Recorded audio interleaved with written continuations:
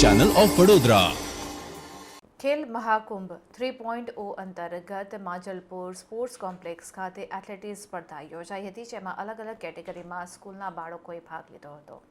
Manjalpur sports complex સાથે running event સ્પર્ધા યોજાઈ, જેમાં અલગ અલગ કેટેગરીમાં સ્કૂલના બાળકોએ આ સ્પર્ધામાં ભાગ લીધો હતો, જેમાં જિલ્લા રમત અધિકારી દિનેશ કદમ, જિલ્લા રમત વિકાસ અધિકારી વિસ્મય વ્યાસ, એએસીના કોચ સલોની, કન્વીનર સાજિદ મંસૂરી તમામ લોકોની ઉપસ્થિતિમાં ખેલ મહાકુંભ એથ્લેટિક્સ સ્પર્ધા યોજવામાં આવી હતી, જેમાં ઓલિમ્પિક સ્કૂલની વિદ્યાર્થીની ધોરણ 9માં ભણતી વિશ્વા ગોસ્વામીએ ફર્સ્ટ નંબર મેળવ્યો છે અને બીજા બાળકોને મેસેજ આપ્યો હતો કે આ બાળકોએ તમામ રમતોની સ્પર્ધામાં ભાગ લેવો જોઈએ।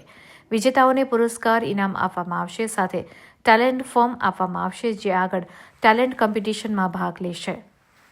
સારું પરફોર્મન્સ કરશે તેનું સિલેક્શન થશે અને તેમાં સરકાર તરફથી તમામ ફ્રીમાં સુવિધા આપવામાં આવશે।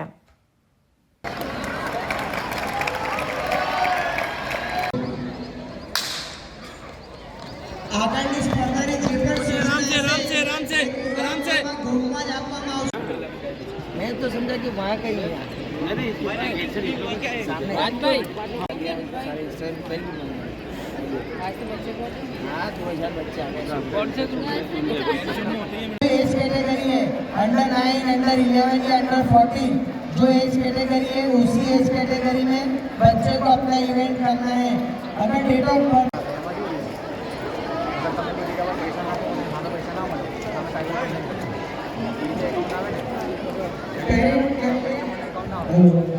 મારું નામ વિશ્વા ગોસ્વામી છે। હું આજે 100 મીટરમાં ફર્સ્ટ આવી છું। કઈ સ્કૂલમાંથી તમે? હું એલેમ્બિક વિદ્યાલયથી છું। શું કહેશો, આજે નંબર આવ્યો છે, પહેલો નંબર, શું કહેશો? એટલે ફર્સ્ટ પોઝિશન આવ્યો છે અને આગળ પણ હું હજુ રમીશ। ડિસ્ટ્રિક્ટ લેવલ પર હું સિલેક્ટ થઈ છું।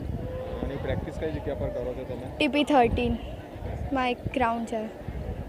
શું કહેશો, આમાં મમ્મી પપ્પાને શું કેટલો સાથ સહકાર મળે છે? હા, મમ્મી પપ્પા બંને અને આખી ફેમિલી મને બહુ સપોર્ટ કરે છે અને પપ્પા સૌથી વધારે સપોર્ટ કરે છે। બીજા બાળકોને શું મેસેજ આપશો સ્પર્ધા વિશે? કે સ્પોર્ટ્સમાં પણ આગળ સ્કોપ છે, તો આગળ વધવું હોય તો।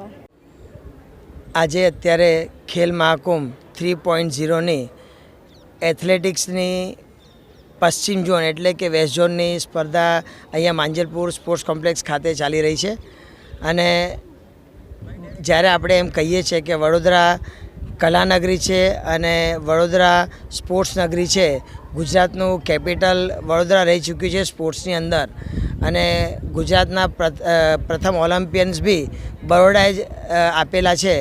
એટલે આજની સ્પર્ધામાં અંદાજે 1500થી 2000 ખેલાડીઓ ઘણા ઉત્સાહથી આ સ્પર્ધામાં ભાગ લીધું છે અને એવું લાગે છે કે જ્યારે ભારત સરકાર અને ગુજરાત સરકાર આવનારા દિવસોમાં ગુજરાતની અંદર ઓલિમ્પિક કરવાનું વિચારી રહી છે અને આપણી ગુજરાત સરકાર પણ ખેલ મહાકુંભ થકી ગ્રાસરૂટ લેવલ પર સારા પ્લેયરો શોધવાની નેમ રાખી રહ્યું છે અને 2036ના ઓલિમ્પિક માટેની તૈયારીઓ કરી રહ્યું છે। તો આટલી મોટી સંખ્યામાં જ્યારે ખેલાડીઓ અહીંયા સ્પર્ધા માટે આવ્યા છે, એ પણ ઝોન લેવલની, તો એ જોઈને ચોક્કસપણે એવું લાગે છે કે આવનારા દિવસોમાં આપણા ગુજરાતના ખેલાડીઓ ફક્ત રાજ્ય કક્ષાએ નહીં, રાષ્ટ્ર કક્ષાએ અને આંતરરાષ્ટ્રીય કક્ષાએ પોતાનું નામ ઉજાગર કરી અને દેશનું નામ રોશન કરશે એવું ચોક્કસપણે લાગી રહ્યું છે।